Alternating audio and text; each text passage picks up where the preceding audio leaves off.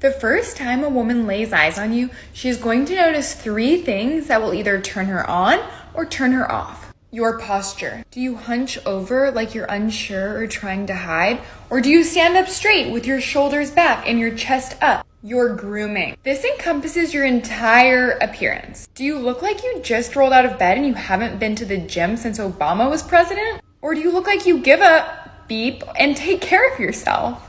Your expressions. When you make eye contact, do you look nervous and look away? Or do you hold eye contact and smile? I can totally agree with everything she has said, even though it can be argued all 3 really just boil down to one thing, confidence. But why is it that the bulk of today's Western women hold men to standards they don't meet? Especially the comment about working out. If any of you have been paying attention and dating for the last couple of years, you will notice it's not a 50-50 ratio of men and women working out, showing in their profiles, and then asking their suitors to be in top form when they themselves aren't. Yes, men want thinner women, but usually those men aren't XXLs themselves on average. On the flip side, the body positivity movement has these bigger girls saying they deserve a chiseled man and they don't even want to date men their own size.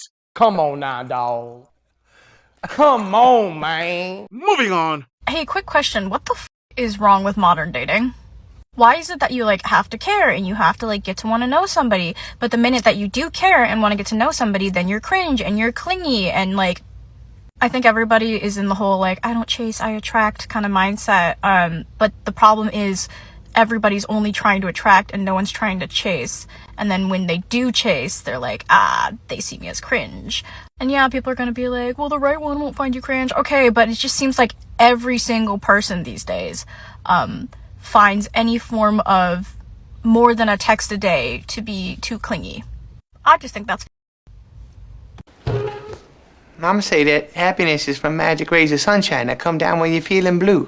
What's wrong with modern dating? Notice her gripe is that no one wants to chase. In other words, why aren't men chasing her? Another point is that she admits when she has to chase, it comes out cringe. To that, all I can say is, welcome to how approaching has been for men since day one. Men have always been the ones risking rejection along with any other negative consequence. But now they are giving women what women have been asking for, equality. And now that you have it, there's an issue. Sister, I get it. It's just so not fair that men are in their soft guy era. Well, sweetie, you need to woman up and go after that guy you want. He knows what he's worth. He isn't settling for no female dusty who don't got no game. He deserves better. Moving on. Where can I find one? So she's referring to a man that will take care of you. And this is my theory. If I was not already married, this is what I would do. And take this with a grain of salt because I met my husband at 19. So I really haven't been in the dating scene for 10 years. If I was going to look for a man, I would go to a country club or a golf course. Hear me out. This is why I would do it. Golf is expensive. So this man has a good job. Golf takes patience and a lot of practice. So this man's going to be dedicated. He doesn't give up. He likes a good challenge. He works hard. Golf is not an easy sport. Trust me, I golf. It's not easy. Third, if he golfs, we know he loves golf and he probably golfs 1-2 times a week. So there's your girls' day. He's out of the house. You got your own freedom. Not to mention all the cute outfits you get to wear and riding around in the golf cart. Finally, some sound advice from a married woman. Amazing how it contrasts greatly from those single dating coaches that post their dating recipes on some videos. Although, for some unknown reason, those same coaches are still single. The idea of looking for a man at a country club or a golf course is an example of thinking outside the box. I have to approve and agree with the point she made. Now, my male viewers are probably thinking she is still a young wife and she has just stated her monkey branch strategy for her next husband. Either way, it is a good strategy for women. I gotta give it to her. In fact, it can also be argued that it is a strategy that a divorced homewrecker would go with once her alimony payouts dry up and she needs a recharge of her trophy wife lifestyle. Oh, don't think for a moment A woman isn't capable of slobbering over a Wolfie Berry man's sausage in an attempt to suck the influx of another woman's resources her way. Oh, for a resource-depleted, divorced, rich housewife, that Louis Vuitton bag with those matching Jimmy Choo flats are as vital to her as water is to desert survival. Forget cutthroat. We're talking cut the current housewife completely out of the picture. Moving on. Hey, I was talking to a friend of mine the other day, and she is so disheartened with the dating scene. And I'll say I have my own misgivings too. It's been very interesting. We're in the Atlanta market, and if you are at all aware, it's real special down here. But she's been dating for the last 2 years post-divorce, and she texted me yesterday and said, "I'm done." I said, No. I said, you've just scratched the surface. She said, "No, I'm done. I'm done." She said, "I'll live vicariously through you and all the other folks and friends." She said, "I can't do this anymore." And I think it's just really disheartening because she is a beautiful girl, beautiful woman with a wonderful spirit, great character. And I think what all of us kind of in similar situation are finding is that there's too much craziness out here. Too many people are into polyamorous situations, dating multiple women, multiple guys at the same time. Yeah, that is zero surprise for Atlanta. I mean, those of us who have been paying attention to other male content creators who are actively in the ATL dating market already know that in the African American dating community, black women outnumber black men by a sizable percentage. And when you throw in the other factors such as the strong black woman boss babe, the headstrong womanist, and baby mama drama queens, of course the black men in the local dating communities aren't going to settle with just one woman. Do I really have to say why? How come? Tell me why! Say it! Say it! It's because the good black men are the prime real estate in the dating market. They are the thoroughbred horses. They are basically the kings all of you queens want a piece of. I mean, how many times have we seen women like this throw out a video on blast calling out all the dusties that women shouldn't settle for? The problem is, now that you queens don't want to settle, well, those kings don't need to settle for just one queen when there are so many concubines to choose from. Now that's a lot of damage! Nobody seems to care that they're sharing. Nobody wants to be exclusive. Marriages are down per the statistics. And what you find is that people that are married are willing to step out, be it men or women, just to see if there's some excitement out there. And I'm like, it's working towards having that one person, building that safety, building that connection, building that love, intimacy is just, I mean, where is that nowadays? I mean, it's really, really sad to me that this is the position that we're in. And those of us who actually still want to find, that one person, it's become a real challenge. But I tell you, I'm sad to see that, good folks are just throwing in the towel at this point because they're tired. They're tired. And I get it. Shameful. They are tired? Oh no, really? The marriages are down per the statistic. I wonder why that is. Could it possibly have to do with the fact that family court is practically rigged, which means more men, regardless of skin pigmentation, are going to opt out of that game? Game over, man. It's game over. It's not that you ladies lose, it's that men refuse to play. Then again, that means you ladies can't win. It could be sad to queens like this one, but isn't it so awesome that all they do is post videos complaining about the state of modern dating, while not doing one productive thing to fix it? Oh yes, ladies, modern dating was molded by all of you. And before any of you go on a rant about it's not women's fault, please remind us again, who were the ones that got the dating liberation? Not fair. You say that so often. Wonder what your basis for comparison is. You decided no man was going to tell any of you not to ride the carousel. Well, now that your tacos are practically roast beef, no man wants to put a ring on it. Why buy the cow when you can get the milk for free, right? God, Karen, you are so stupid. Moving on. I feel like dating apps are dying for the same reason that Instagram is. People are tired of the facade, of the fakeness, of the curation.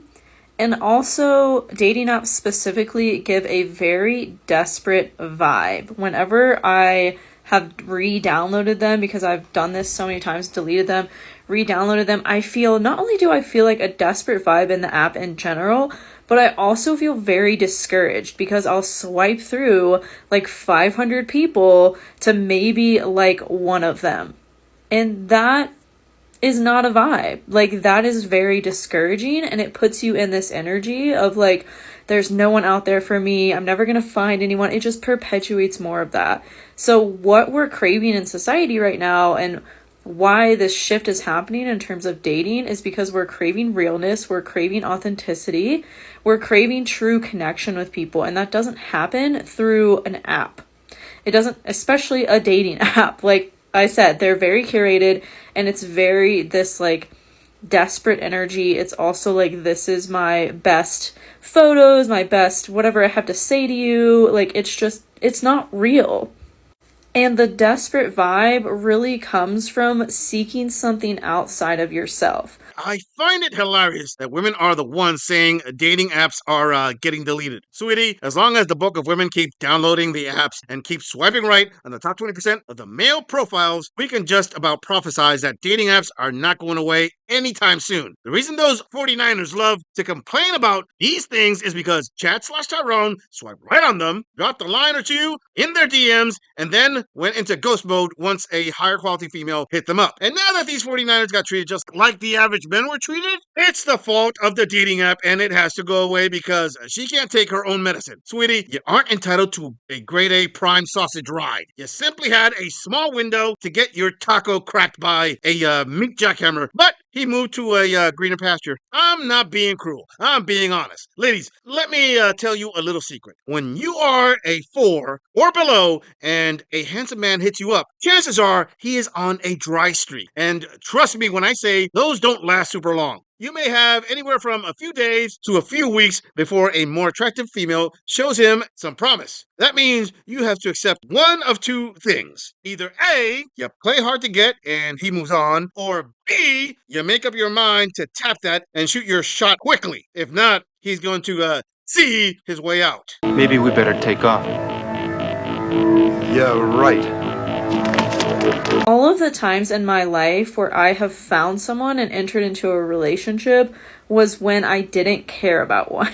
It was when I was just doing my thing and like living my life and doing what I wanted to do, taking care of myself in the best ways that I have, like doing all the things that felt good to me to do and just focusing on me.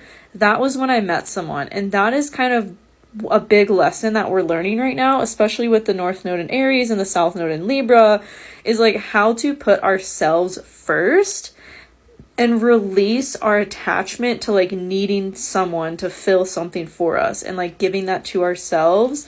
And when it's time for us, when we're in that energy and it's time for us to meet someone that complements our life, right? Because so many of us for the past couple decades have sought relationships to fill something that we needed to give ourselves internally, right? So once we learn that lesson and we give ourselves what we need, then we can meet someone who matches that energy that we're in, that complements us in our lives, and it's no longer a need, it's no longer a desperate energy, it is just a amplification of what we're already in. She found her relationships when she didn't care about one. Let me use my woman-age translator real quick for that one. When I wasn't actively trying to find Mr. Perfect and I was willing to entertain Mr. Average, well, magically the universe produced a boyfriend that was closer to my SMB level. But obviously, I can't fully take accountability for that, so I am going to use that horoscope jargon because obviously stars and planets that are billions of miles away in some fashion or form have got to take the blame for my personal actions. Pretty soon I will shift the blame more local and say it was the grasshoppers on the outskirts of Nanjing, China, for me ending up a single mom in the future. Impossible. Ladies, I got to ask, instead of this matching energy and symbolism these modern women use, why don't they just say, hey, maybe I need therapy to help me take accountability in the negative outcomes of my past relationships? Ladies, regardless of how much of a jerk the guy could have been, in the end, you selected him to be your other half of a relationship. I know you queens are all about your feels, the vibe, and the energy, but how about some logic? I know that sounded shocking to my female viewers, but hear me out. If the guy that turns your nether regions into a rainforest is a player, then maybe just maybe, you're not the one who is going to get him to commit. Maybe you're just another taco he is going to deposit his sour cream into.